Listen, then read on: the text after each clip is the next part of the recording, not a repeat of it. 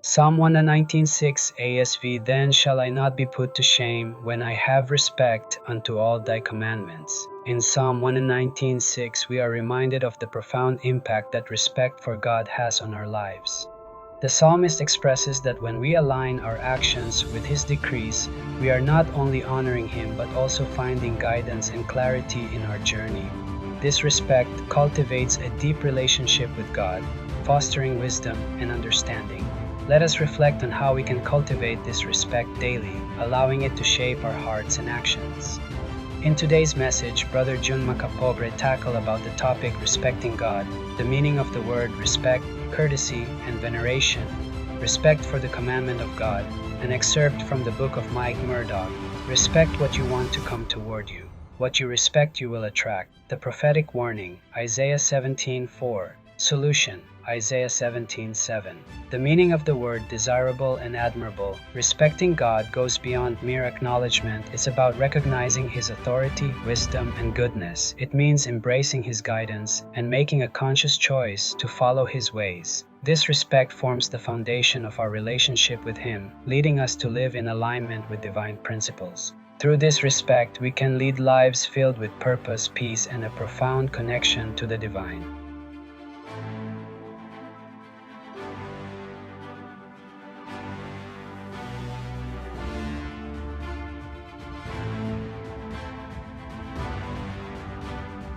Isa sa hindi naton mapanghiwala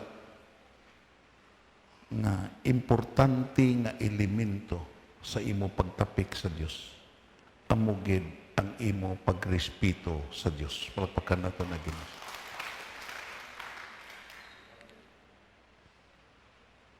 Di longer nga mag-alagad ka sa Dios, kinahanglan kultibahon mo gid ang pagrespeto sa Dios.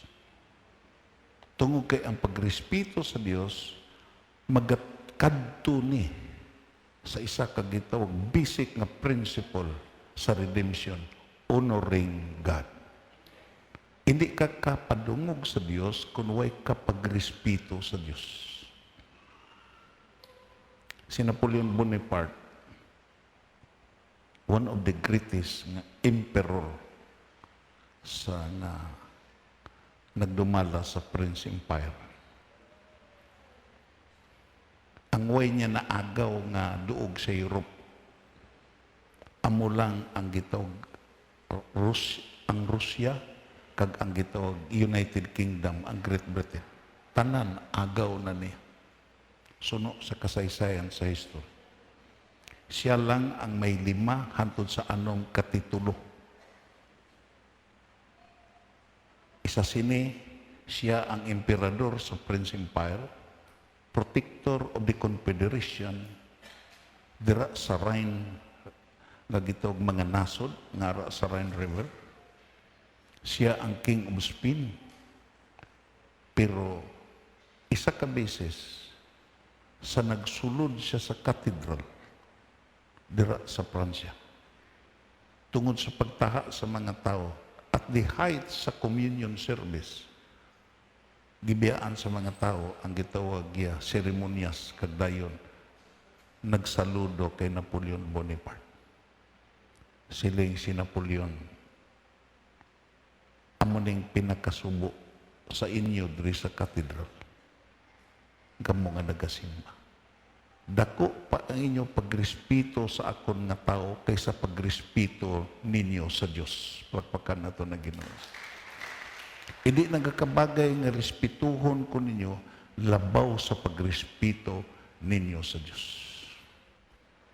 Kagday may iban dito nga way nagsapak sa iya, ang focus dira sa seremonyas, siling siya amulan ni nga mga tao ang matuod-tuod nga nagsimba sa Dios tungod kay nagarespeto sila sa Dios labaw kay sa akon. Muning ang gitawag ko. What you do not really appreciate, you will eventually lose. Kung wala ni mo gina-appreciate ang isa ka butang, you will eventually lose. Kung way ni mo gina-appreciate ang Diyos, madula na siya sa imo pangunahuna, sa imo balatyagon, kag sa imo kabubuto. Kag dayon, it may be when you do not respect family members. Kung hindi mo respetuhon ang mga membro sa panimalay, sa inyo panimalay, he will probably withdraw from you. Amo na damo sa mga membro sa panimalay nga naglayas. Nga ito nag-istar sa gitong iban nga panimalay. Tungod kay ang kulang is the word respect. Palpakan na ito naging. Dayon, when you lack respect of your body, kung hindi mo ginarespetahi ang imo lawas, your health deteriorates. Hindi na ito na mapanghiwala.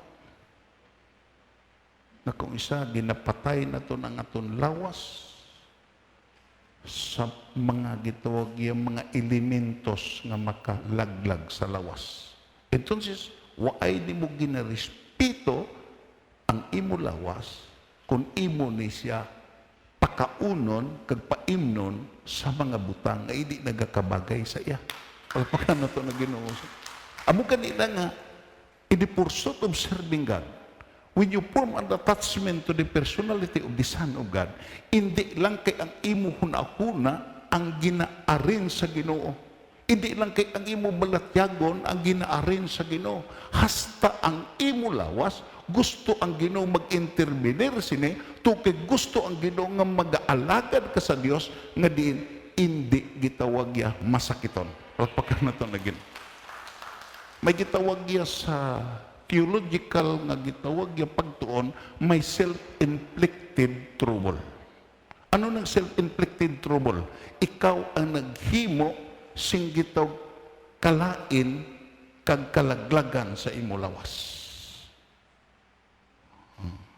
Kag dayon kung laglagon mo ang imo lawas, there will be a possibility nga you will become a destroyer to other people. Pila ka mga tao ang nagkalamatay sa highway nga diin imo makita nadasmagan sa hubog ng mga driver. Mga way sala ng mga tao. Subong sina.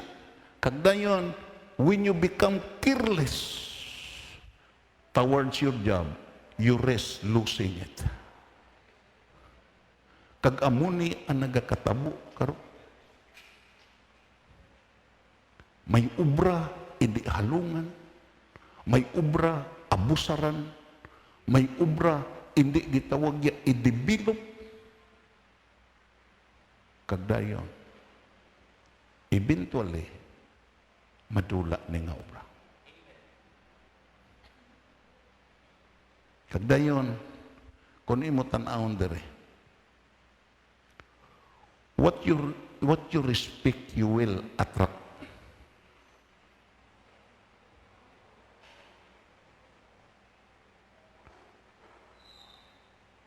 Una, what you respect will inevitably come towards you. Number one is Diyos. Kung respetuhon mo ang Diyos ya, mangin malapit sa imo. Palpakan na ito naging. Kag aton hisgutan na sa palaabuton. Isa sa gireklamuhan sa Ginoo sa ironic nga priesthood, nga giabulis ang ironic nga priesthood. Although nga gimarkahanan ni dito sa gitawag nga Old Testament nga perpetual priesthood. Pero tungod sa kakulang sa respeto, siling pa sa Ginoo, bungkagon ko ang perpetual nga elemento sa pagkapari. Islan ko another nga linya sa pagkapari. Amo na kung imo mabasa dira sa gitawag New Testament, wala ta karon sa gitog ironic nga priesthood, kundi ara ta sa Melchizedecian priesthood. Palakpakan na to na Ginoo. Tungod kay ang Dios waay nasalig sa mga tao nga ara sa gitawag opisina sa pagkapari, iya gi-appoint na ang iya anak nga mo ang labaw nga pari nga amo si Kristo Jesus. Perfect, holy, kag righteous nga pari. Nga, isa sa reklamo sa Ginoo dito sa kay Samuel, Samuel, to those who respect and honor me, I will respect him and honor him. Ang gipangita sa Diyos dito kay Eli, imo makita iya, inilang word nga respect kag honoring him as God. Kag ako nagapati nga ining word nga respect kag honoring God is closely knit together. And the message of this principle echo from generation to generation, generation from generation, hangtod sa aton karon. Nagakinahanglan ang Diyos sa aton sing pagrespeto kag pagpadungog sa iya. Palakpakan nato na Ginoo. Amo na nga imo makita ang pagpangamuyo hindi lani pagpangayo. Tandaan nato ni.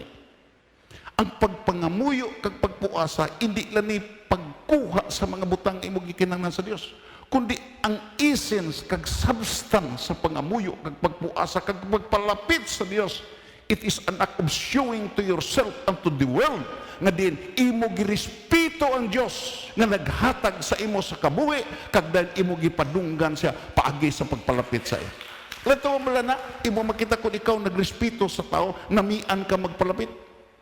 Everybody say, wala to ba? Si Mayor, ang gitog ang congressman, ang gitog ang gobernador, Freddy Marañon, sa dito nagkanto sa Prayer Mountain, dito magig kamo, namian ta magpalapit sa iya. Diin siya magkanto, kanto man ta.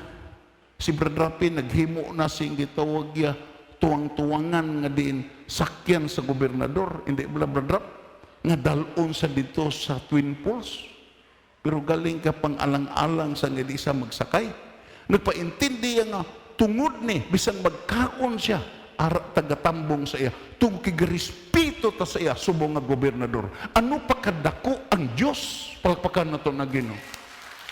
Amo ni nga tungod kay ginarespeto nato ng Dios because ang Dios naghatag pabor sa aton. Everybody say amen. May pabor siya nga gihatag. Ano nga pabor ni? Tanan ta nakadawat pabor. Amo ganina tungkay nakadawat ta sing pabor, wala taga pangalang-alang sa pagpasalamat. Palakpakan nato na Ginoo siya. Nga respetuhon siya.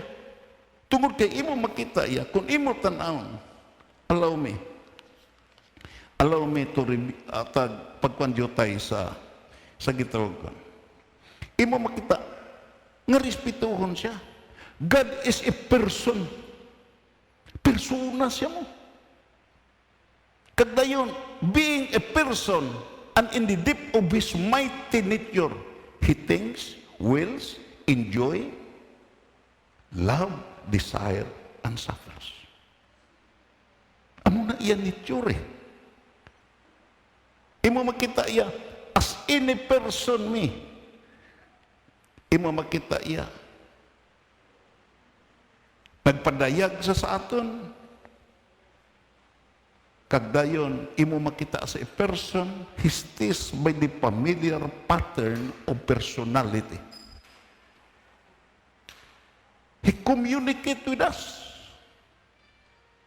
Kung kaysa, ga-communicate sa aton sa mga damgo, ga-communicate sa aton pagi siya pulong, ga-communicate siya sa aton pagi sa paggamit si mga tao sa pagtudlo sa aton.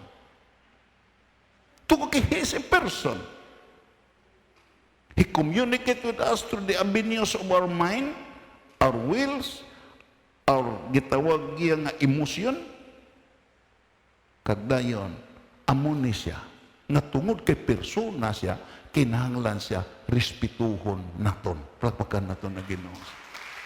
Balikon ako na, dito as a pastor sa mga Agustilo, namangkot ko sa mga karaan ng mga gitog, mga obrero sa Hortensia. Ano gid ang maluyagan kag hindi maluyagan ni Congressman Armando Agustilo? Pangkana, ipamangkot na kon, tungkay. Ara ko sa nagapastor sa Ilasinda. Siling pa niya. Una, kung makighambal ka kay Nini Arming, maghalong ka gid. Kinahanglan nga kung maghambal siya, hindi ka gid maglisi-lisi sa imo gitawag ya panulok. Kinahanglan tanawon mo siya nga may pagtahod. Kay diri sa Hortensia, damo ang natabo nga kung maghambal siya, gaduko-duko ang gihambalan, ang mata adto sa layo. Pila ka tawo diri Brad, dyan, ang nakaagi dapal kag sumbag. Kung ano pa? Siling siya. Mapinalanggaon to siya sa mga baldado. Mga gitawag ya may mga kapansanan kung sa Tagalog pa. Nga ang mga baldado ya kung mangayo tuod-tuod gid may paghibi. Amo na nga maluoy siya tungod kay kung maghambal siya ang mga baldado ga pamati. Ito sis, imo makita iya, kung imo tanawon, subong sin ang Diyos. God is a person and in deep of His mighty nature, He thinks. May paminsaron na siya mo. Hindi mo mainto ang Diyos. Gapinsar na siya. Wills, enjoy, feels love. Desire and suffer as any person may. He making Himself known to us. Gusto siya nga mo manapis sa atong histis by the familiar pattern of personality. Palakpakan na ito na gano'n. Hantod karon amo panis. Ito siya, kung mapabatyag mo siya nga garespeto ka saya, mapabatyag di mo nga gatahod ka saya, imo makita iya, pertini katako mga kauturan. Wala ito plana.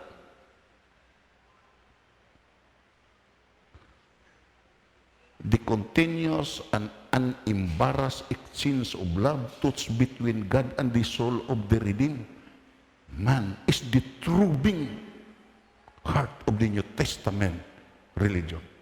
Ang word nga gigamit sa theologian is throbbing, pagpitik, pagpulso.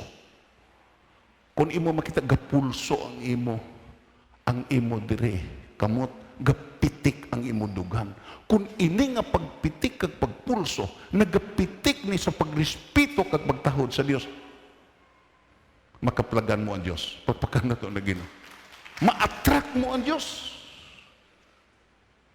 Muna nga isa sa mga Hindu nga gitog guro inang gitog daw holy men, mga isa sa mga balaan nila nga tao. Namangkot ang gitawag ya, gipamangkot siya. Paano na kon makaplagan ang Diyos? Siling ang guro budlay ni i-explicar kundi ipaagi sa demonstrasyon. Siling siya, kung gusto kagid makaintindi, upod sa akon. Gikuan siya sa gitawag ya huliman, gidala sa ito sa suba. Isya mo na eh. Pag-abot sa suba, nag-ubog sila. Sa upod sa akong suba. Ubog sila sa tagadiri at tagatuhod, tagadiri, hangtod tagadiri sa liog. Pagkatapos, giuyatan siya sa gitawag ya religious leader, gitulod siya sa tubig. Pagtulod sa tubig, anong gawa? Kisi-kisi siya. Kay giduot gid siya pag-ayo. Hangtod nga nakapadlo siya. Siling ang guro. Kung ang imo pagpangin padlos nga makabutwa kag baka hingo sing tubig, kung amo na ang pitik kag pulso sa imo tagipusoon, makaplagad mo ang Diyos. Palpakan nato na Ginoo. Ang imo gihandom nga hangin sagi duota ka sa tubig kung amuna nga pulso kag pitik nga gusto ka sa Dios, makita mo gid kag mabatyagan mo gid kag maalagad mo gid sing matuod-tuod ang Dios. Everybody say amen. Amo na problema naton mo. Amo nang kung imo makita, kung gitawag mo aton maghatag ta summary sa gitawag niya kay Apostol Paul nga he was able to write 13 immortal epistles of the New Testament. Isa lang gid garespeto sa Diyos. Gipadunggan niya ang Diyos. Kadayon seryoso siya sa pagrespeto kag magpadungog sa Dios. Palpakan nato na Ginoo. Para sa akon, kung ako mag-describe kay Apostle Paul, siya the most serious-minded apostles. Amo ni ang gitawag. Kag dayon kung padayon nung ta.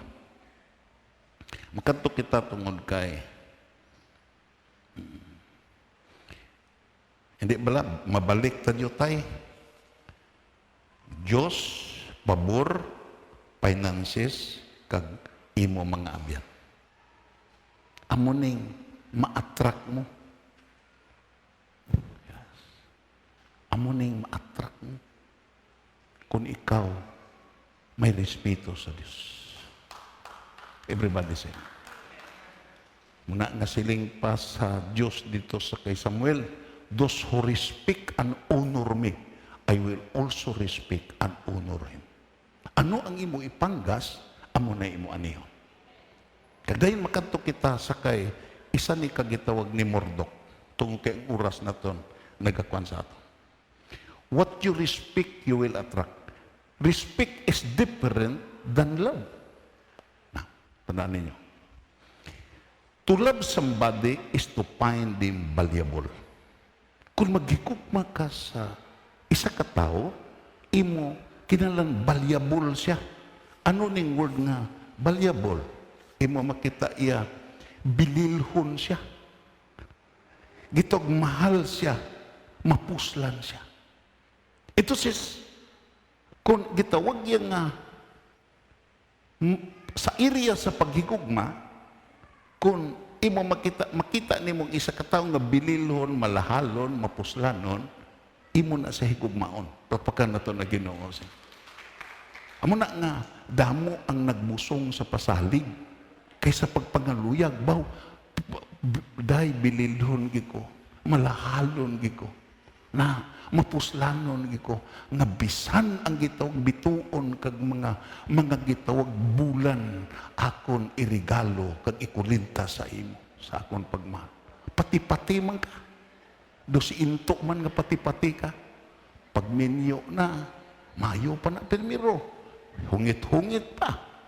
O, imo makita iya nga, may gitawag ko nga, may pagkaisa ko nga permiro, baw ginahungitan sa bana. O, kaon-kaon man ang asawa.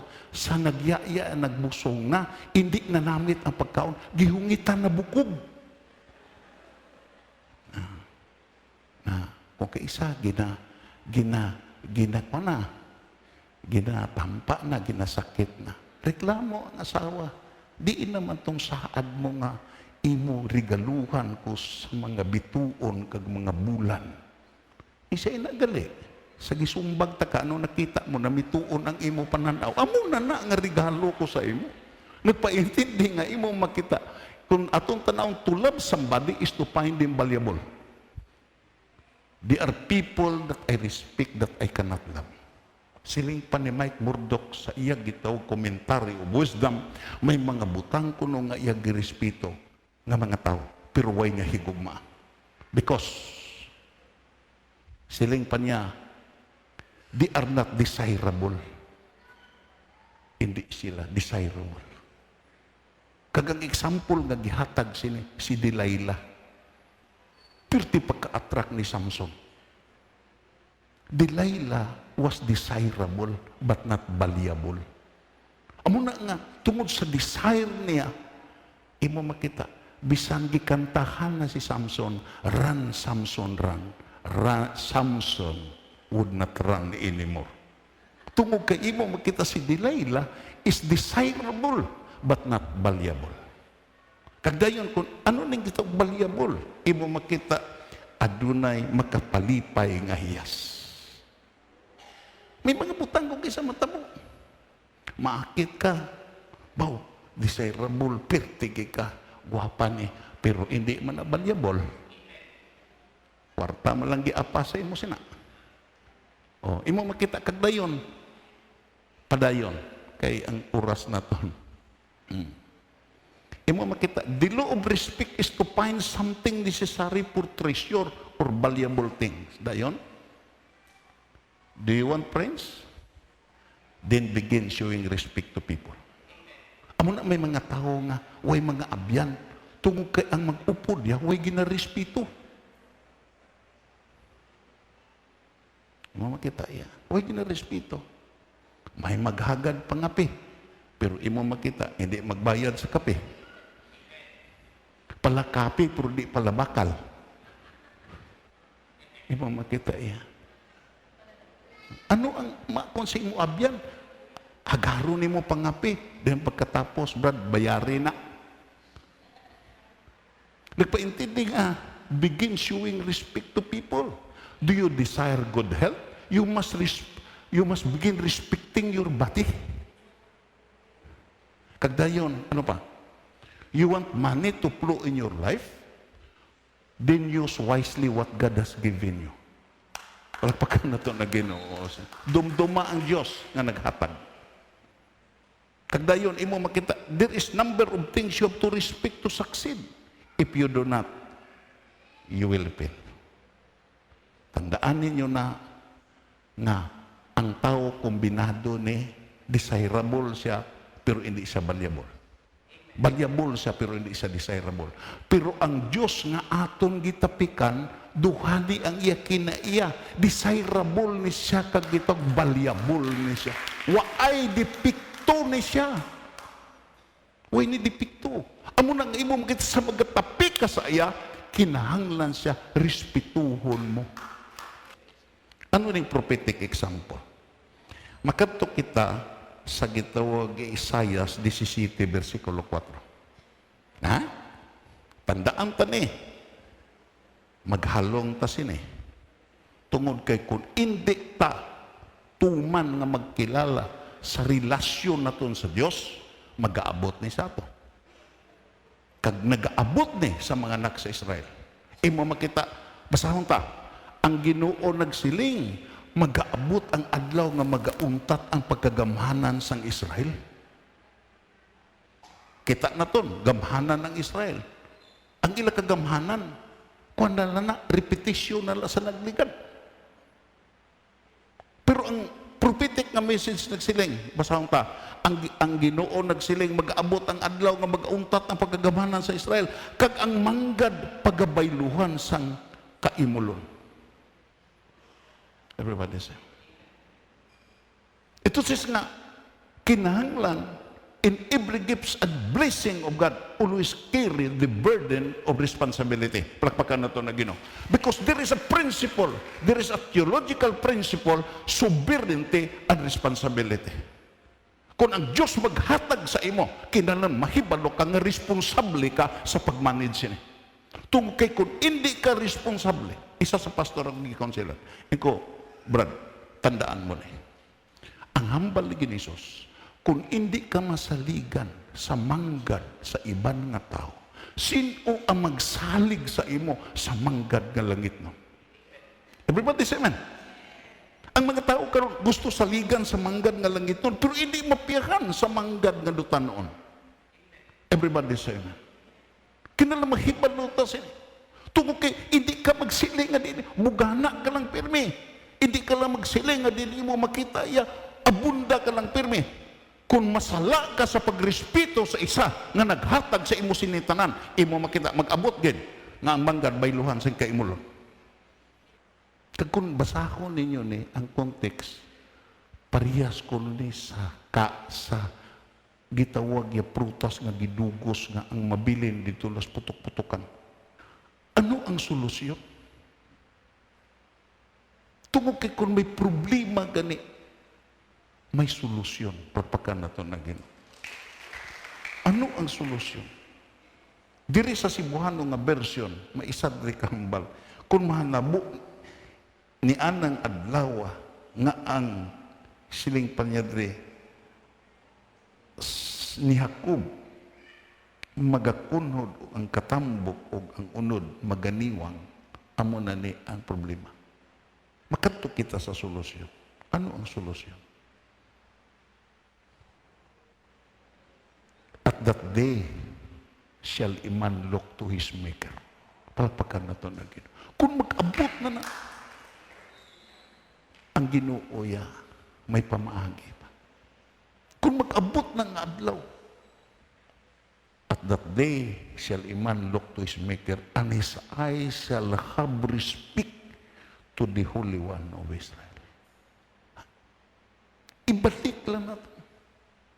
Kung may kadimalaso na nga mag-abot, kung may gitawag niya, may mga hindi na natin maintindihan, isa kabutang la sa King James Version, at that day shall a man look to his maker, and his eyes shall have respect to the Holy One of Israel. Ano pa? Sa Logos Translation, in that day, a man shall trust him. Balik kita sa pagsalig sa iya.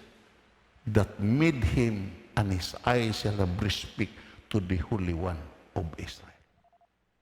Wow.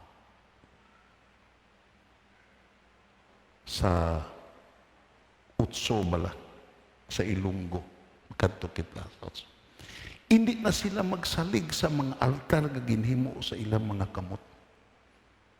Di ba? Kung mag-abot ang kadimalason, kag ignorante ka sa gitawag niya, pulong sa Diyos, diin ka na lang magkanto, kanto kas bito, kanto ka sa, diin na itong mga milagruso nga mga lugar.